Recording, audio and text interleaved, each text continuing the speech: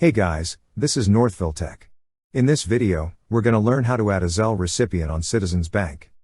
Open the website, then click Login. Then a drop-down list will appear. Click on Login. Now, log in with your online user ID and password.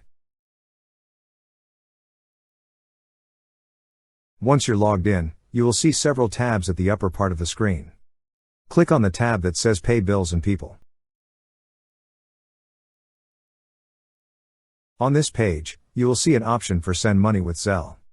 Click on Send Money with Zelle. Here, you will see a button that says New Contact. Click on New Contact. First, select if the new contact is a person or a business. In this video, we're going to add a person. If you also chose person, enter the new contact's first and last name. You may also add a nickname, but it's optional. Next, select where to send the money. You could provide either the contact's email, phone number, or an account number. Lastly, click on the Save button. That's how you add a Zelle recipient on Citizens Bank. Thank you so much guys for watching, and if you have not yet subscribed to our YouTube channel, please subscribe to our YouTube channel as we create tech videos related to financial apps almost every day.